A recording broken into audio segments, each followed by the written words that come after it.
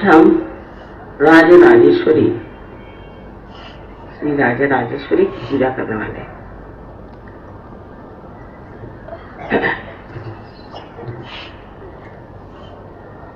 खासकर दक्षिण में देवी का स्वरूप अनेक तरह से माना जाता है।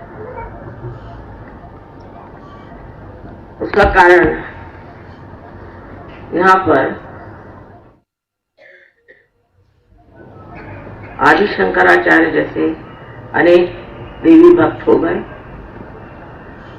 और उन्होंने शाक्त धर्म की स्थापना की। शाक्त धर्म का मतलब शक्ति का धर्म। दो तरह के धर्म एक साथ चल पड़े। रामानुजाचार्य ने वैष्णव धर्म की स्थापना की और दो तरह के धर्मों पर लोग बढ़ते बढ़ते अलग अलग हो गए। असल में जो वैष्णव है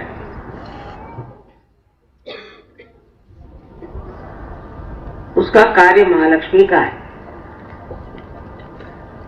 और महालक्ष्मी की जो अनेक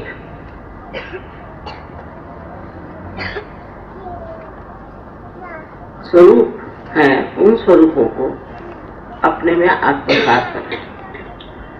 जैसे कि धर्म की स्थापना करना और मध्य मार्ग में रहना, न तो लेफ्ट में जाना न राइट में जाना, मध्य मार्ग में रहना, इन्हीं को वैष्णव कहते हैं। फिर इनके आगे चल करके वैष्णव धर्म गुजरात आदि सब देशों में फैल गया।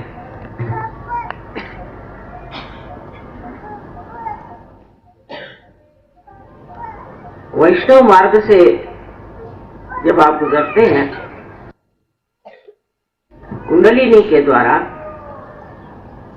तो आप अंत में सहस्त्रार में पहुंच गए। लेकिन सहस्त्रार में ब्रह्मरंध्र पर सदाशिव का स्थान है। तो वैष्णव धर्म करने से आप अंत में पहुंच जाते हैं सदाशिव के पास, जो कि शाक्त धर्म का ही अंत है।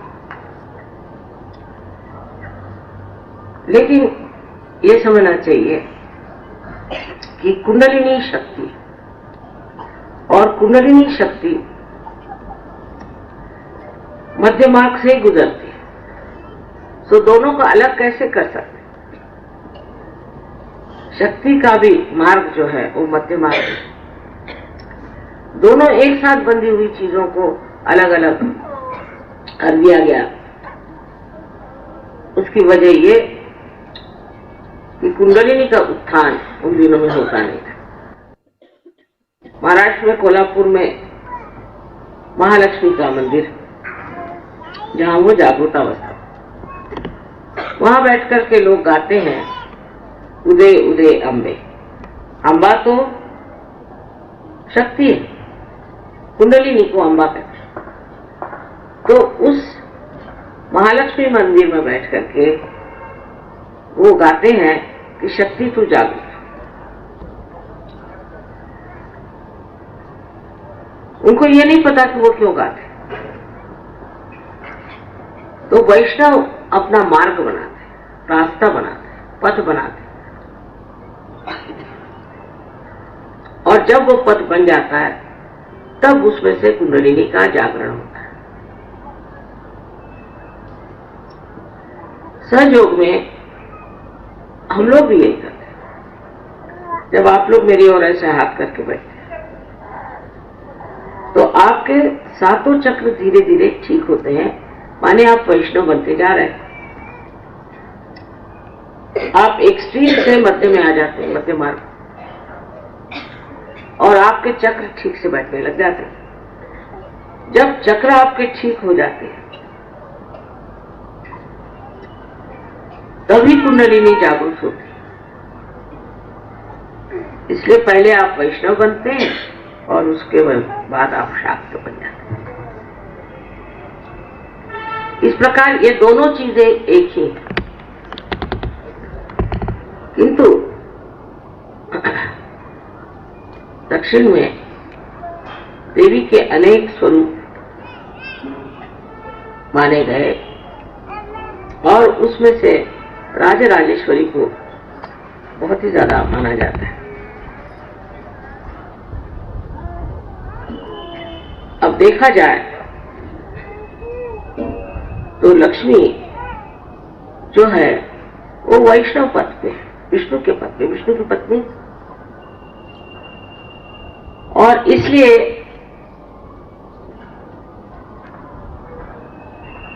ये लक्ष्मी का एक स्वरूप बताया गया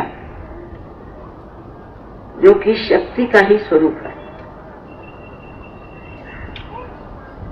राजराजेश्वरी का मतलब है कि जब कुंडलिनी नाभि में आ जाती है, अब कुंडलिनी जब नाभि चक्र में आती है जहां, उस पे लक्ष्मी का स्वरूप प्राप्त होता है, ऐसा कहें, या लक्ष्मी का परिणाम उस पर आता है, ऐसा कहिए, या जब ये कुंडलिनी नाभि चक्र में आती है तो लक्ष्मी स्वरूपा ये किस प्रकार की होती है। इस पर अनेक तरह के लक्ष्मियों का आरोपण है। गृह लक्ष्मी है, गजलक्ष्मी है, ऐसे अनेक लक्ष्मियां, पर ये लक्ष्मी तभी इन स्वरूपों को प्राप्त करती जब इन पर कुंडलिनी की शक्ति आ जाए। कुंडलिनी के शक्ति के मिलन से ही ये स्वरूप आते हैं। इसलिए राजराजेश्वरी हालांकि कुंडलिनी की शक्ति नाभि पर आने पर जो स्वरूप धारण करती है उसे लोग कुंडलिनी को ही राजराजेश्वरी मानते हैं। या कहा जाए कि आदि शक्ति का स्वरूप नाभि चक्र में जो होता है उसे राजराजेश्वरी कहते हैं। अब जिस इंसान के नाभि चक्र में राजराजेश्वरी स्थापन हो गई, माने गृह लक्ष्मी हो गई लेफ्ट साइड में, तो राइट साइड में राजराजेश्वरी। राजलक्ष्मी की अंतिम स्थिति जो है वो राजराजेश्वरी की। अब यह राजराजेश्वरी की अंतिम स्थिति में एक सहयोगी को कैसे होना चाहिए। इसमें लक्ष्मी का तो आशीर्वाद आना ही हो। जब ऐसे मनुष्य पर कुंडलिनी जागरण के बाद लक्ष्मी का आशीर्वाद आ गया और आना ही है, सब जितने भी सहयोगी हैं सब पर लक्ष्मी का आशीर्वाद आना। और कभी कभी ये लक्ष्मी काफी बढ़ सकती है, अनपेक्षित, और नहीं भी बढ़ने पर उसकी तबीयत, ऐसे इंसान की तबीयत एक राजाओं जैसी हो जाती है। जब तक आपकी तबीयत वैसी होती नहीं तब तक समझना चाहिए कि कुंडलिनी अभी नाभि में ही घूम रही। तबीयत बदलती, सहयोग में आने पर जो सबसे बड़ा चमत्कार होता है कि मनुष्य की तबीयत बदल जाती है, उसका स्वभाव बदल जाता है। जो आदमी लक्ष्मी से भरा है, जिसके अंदर लक्ष्मी दिखाई नहीं देती, माने ये कि बहुत से रईस लोग भी होते हैं लेकिन वो कंजूस होते हैं, तो उनको कोई लक्ष्मीपति नहीं कह सकता। उनमें लक्ष्मी का कोई स्वरूप ही दिखाई नहीं देता। भिखारी जैसे रहते हैं, हर समय पैसे के लिए रोते हैं, किसी के लिए 2 पैसा निकालना उनके लिए मुश्किल। ऐसे जो कंजूस लोग होते हैं उनको कहना चाहिए कि उनके अंदर अभी कुंडलिनी का जागरण ही नहीं, कंजूसी के मारे मरे जाते हैं। इतने कंजूस होते हैं, इतने पैसे के बारे में सोचते हैं कि उनका लीवर भी खराब हो सकता है, उनकी शक्ल बिल्कुल भिखारियों जैसी लगेगी। तो लक्ष्मी को प्राप्त करना ही कार्य नहीं है कुंडलिनी का।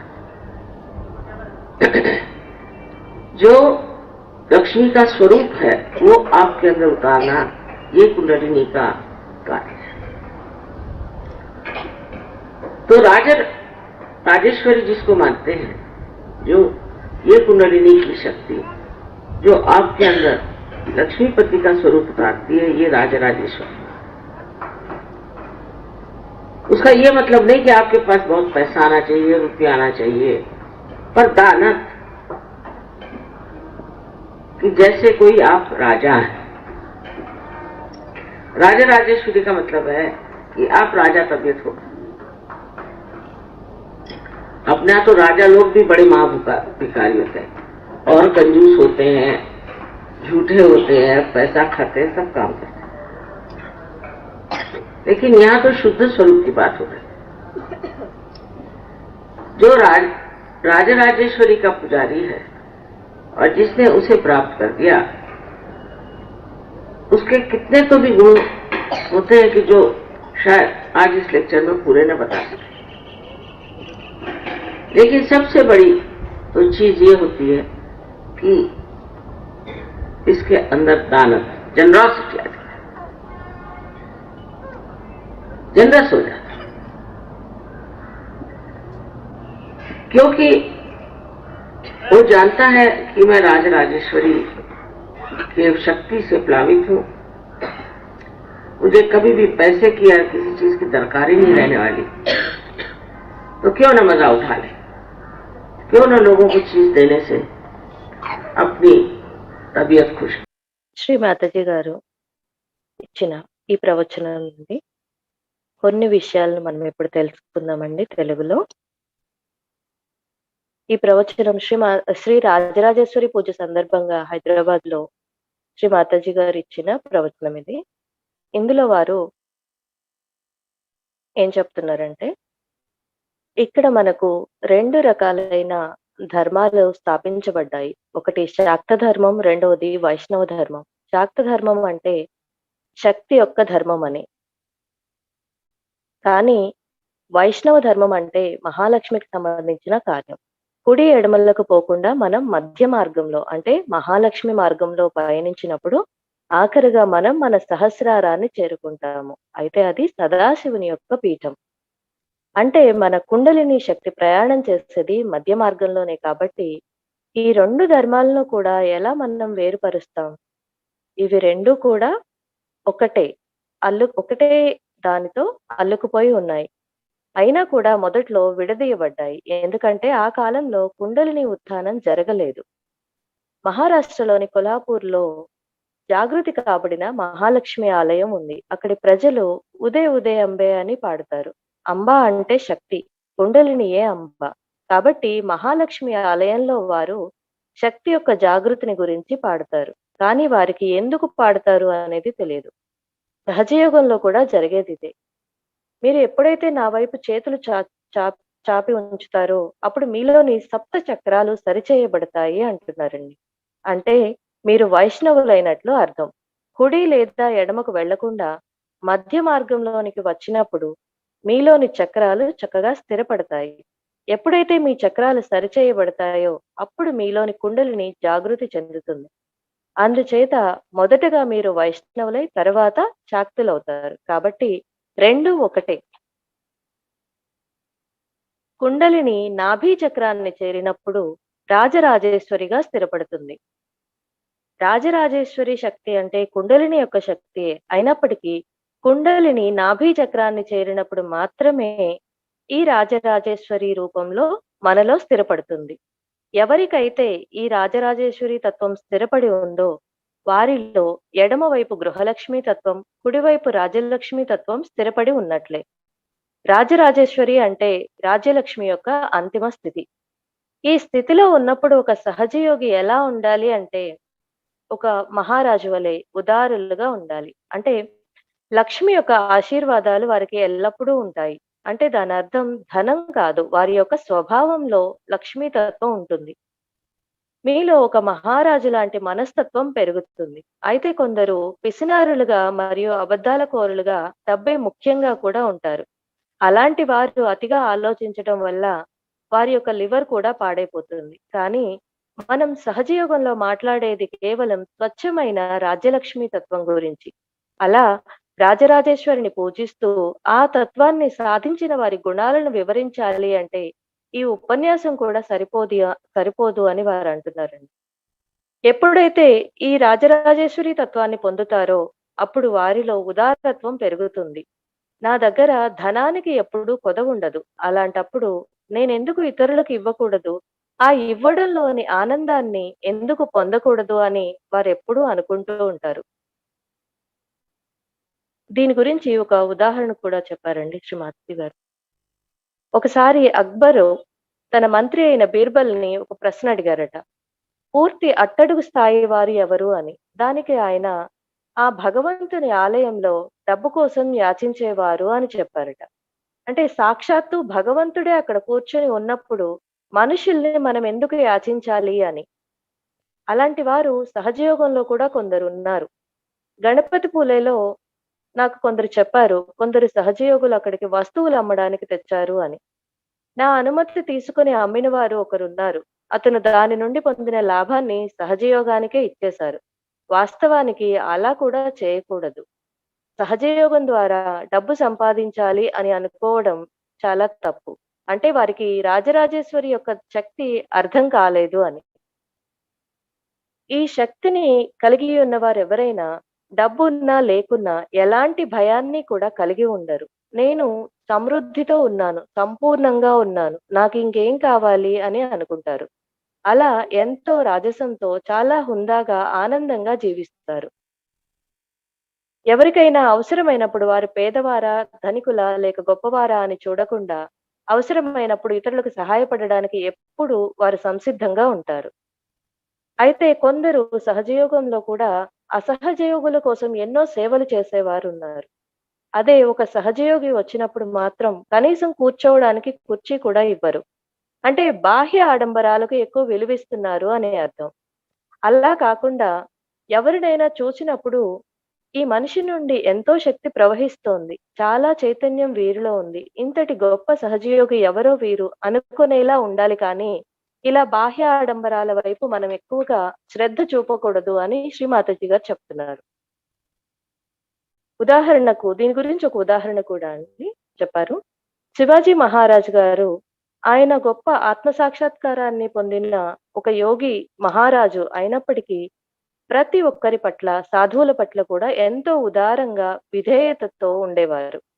ఒకసారి వారి గురువు గారు ఆయన దగ్గరకు వచ్చినప్పుడు ఏదో విషయమై మాట్లాడుతున్నప్పుడు శివాజీ మహారాజు గారు, ఓ గురుదేవ, నేను నా శక్తులను, నా సామ్రాజ్యాన్ని, సమస్తాన్ని మీకు ఇచ్చివేస్తున్నాను అని ఒక లేఖ రాసి ఆయన జోలెలో పెట్టారు. అయితే అది చదివి గురువుగారు నవ్వి, నేను సన్యాసిని, నీ రాజ్యాన్ని నేనేం చేసుకుంటాను, దీన్ని పాలించడం నీ కర్తవ్యం, కేవలం భక్తితో ఈ రాజ్యాన్ని పరిపాలించు అని చెప్పారు. ఇలాంటి ఒక సంఘటన ఒకసారి శ్రీ మాతాజీ గారు ఇంకొక ఉదాహరణ కూడా చెప్పారు.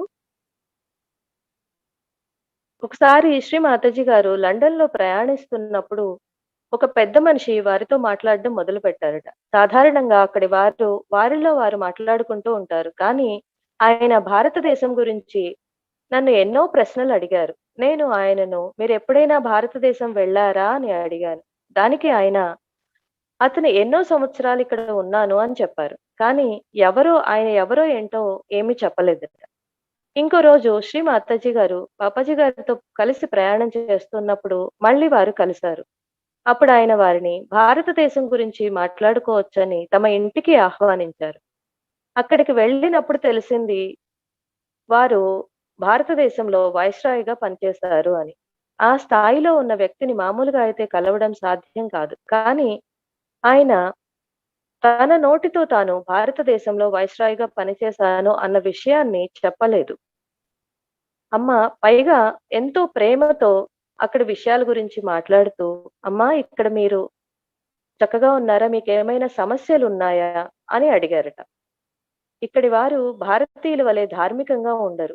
కొంత మొండిగా ఉంటారు. ఇలా అన్ని విషయాలు చెప్పారు కానీ, నేను ఒక వైస్రాయ్‌గా అక్కడ పనిచేశాను అన్న విషయాన్ని అప్పటికే ఆయన చెప్పలేదు. ఒక స్త్రీగా అతను నన్నెందుకు గౌరవిస్తున్నారు అని అనుకున్నాను. అయితే అతనికి భారతీయుల పట్ల గౌరవం ఉంది అని శ్రీ మాతాజీ గారన్నారు. తానే ఒక రాజుని అని గొప్పలు చెప్పుకుంటూ తిరిగేవాళ్ళు నిజంగా మహారాజులు కారు.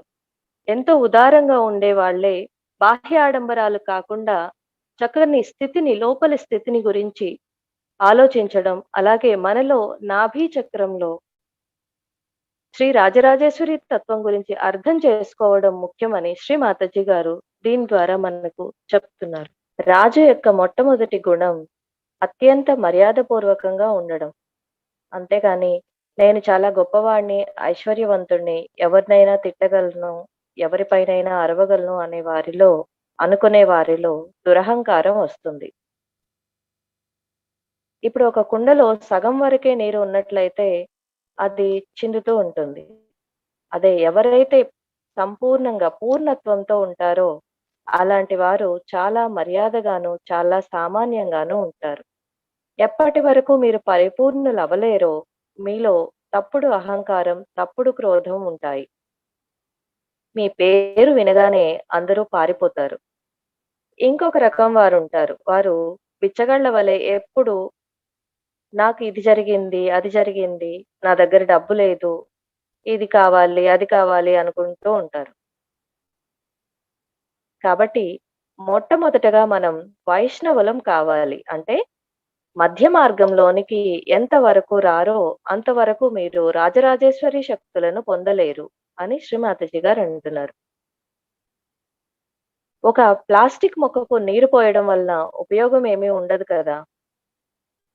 ఇలాంటి వారిలో అలాంటి బూటకపు ప్రదర్శన ఉంటుంది. అంటే పైకి చెప్పేది ఒకటి, వాళ్ళు చేసేది ఇంకొకటి అన్నమాట. దీనికి శ్రీ మాతాజీ గారు ఒక ఉదాహరణ కూడా చెప్పారండి. ఒకసారి వారు భారతదేశానికి ప్లేన్‌లో వస్తున్నప్పుడు పక్కన ఒక ఆవిడ కూర్చొనున్నారు. ఆవిడ అన్నారట శ్రీ మాతాజీ గారితో, "నేను చాలా సామాన్యంగా ఉండడానికే ప్రయత్నం చేస్తాను. అందుకే నేనెప్పుడూ ఆర్భాటంగా రంగుల బట్టలు వేసుకోను" అని. అయితే ఆవిడ చెవులకు, ముక్కులకు, చేతులకు ఎన్నో వజ్రాలను ధరించి ఉన్నారట. ఇక భారతదేశం వచ్చే కొద్దీ ఆవిడ శ్రీ మాతాజీ గారి దగ్గరకొచ్చి, "అమ్మా మిమ్మల్ని కస్టమ్స్ వాళ్ళు ఎంతో గౌరవిస్తారు. కాబట్టి దయచేసి నన్ను కాస్త ఆ సెక్యూరిటీని దాటించడానికి సహాయం చేయండి" అని చెప్పారట. "నా దగ్గర ఎన్నో విలువైన ఆభరణాలున్నాయి. కాబట్టి మీరు నాకు సహాయం చేయండి" అని అడిగారట. దానికి శ్రీ మాతాజీ గారు, "మీరు చాలా నిరాడంబరంగా ఉంటాను అన్నారు కదా! అదే వాళ్ళతో చెప్పండి. అప్పుడు వాళ్ళు వదిలిపెడతారు" అని. అయితే శ్రీ మాతాజీ గారు బయటకు వచ్చేటప్పుడు ఎంతో గౌరవపూర్వకంగా వారికి నమస్కారం చేసి వదిలిపెడితే, ఆవిడ శ్రీ మాతాజీ గారి వెనకాలే వచ్చేసారట. అంటే వాళ్ళు చెప్పేది ఒకటి, చేసేది ఒకటి లాగా. ఒక మనిషిలో ఉండే మరొక గుణం లోభం. అది చాలా ప్రమాదకరమైనది. ఎదుటి వారికి ఉన్న దాని మీద ఎక్కువగా ఆశపడుతూ ఉంటారు. ఒకవేళ ఎవరింటికైనా వెళ్లి ఏదైనా వస్తువును చూడగానే అలాంటిదే మనకు కూడా కావాలి అని అనుకుంటూ ఉంటారు. అదెలా కొనాలి అని ఇలా ప్రతిసారి దాని గురించే అలాంటి వాటి గురించే ఆలోచిస్తూ ఉంటారు. అక్కడ ఎదురుగా పూజ జరుగుతున్నా కూడా వీరి ఆలోచన అంతా కూడా దానిపైనే ఉంటుంది.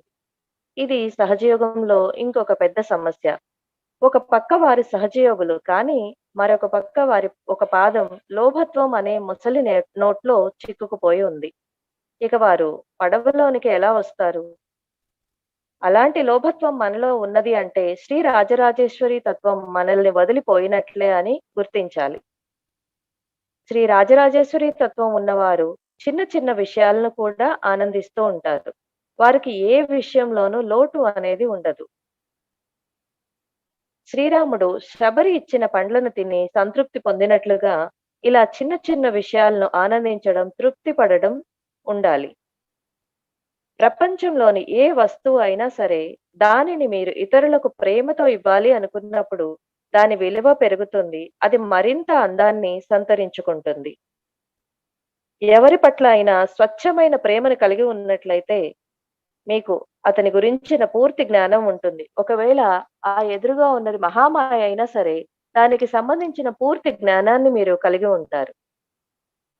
ఆత్మ సాక్షాత్కారం పొందిన తరువాత ప్రపంచమంతా ఒక వసుధైక కుటుంబకం లాగా ఒకరికి ఒకరు బంధమై ఉంటారు. ఇలా అందరి గురించి ఆలోచించడం అనేది రాజరాజేశ్వరి యొక్క గొప్ప కార్యం.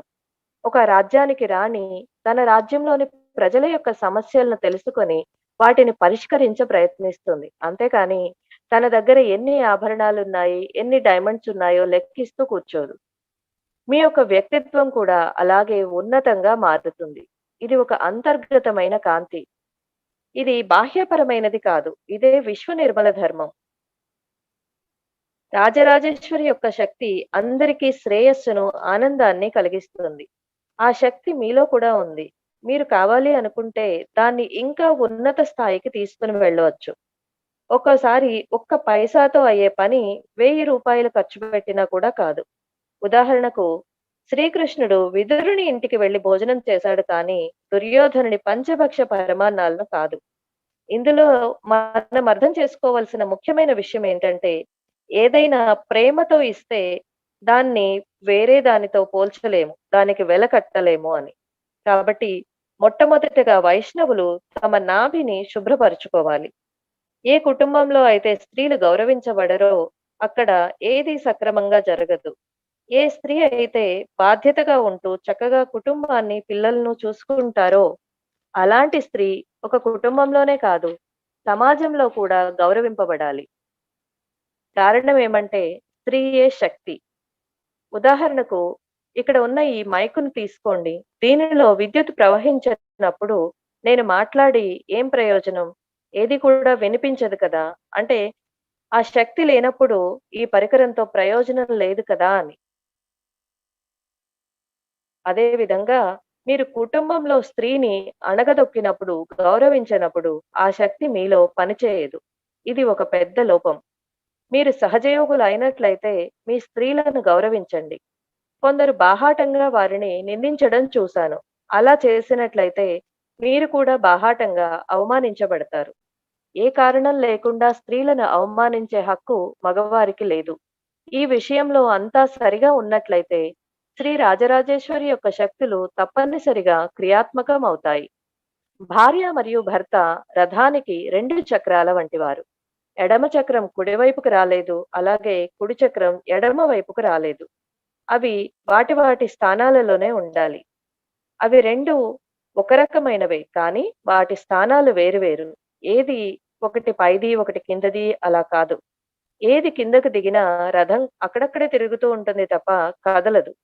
పిల్లలు కూడా ఈ విషయాలను మీ నుండే నేర్చుకుంటారు. పిల్లలు వారి తల్లులను గౌరవించకపోయినట్లయితే వారు ప్రపంచానికి ఇంకేం చేస్తారు? నన్నెలా గౌరవిస్తారు? ఇది మీరు అర్థం చేసుకోవాలి. కాబట్టి నేను మీ అందరినీ అర్థించేదేమిటంటే మీ కుటుంబంలోని స్త్రీలను మీరు గౌరవించండి. తమను చిన్న చూపు చూస్తున్నామన్న భావన వారిలో కలుగనీయకండి.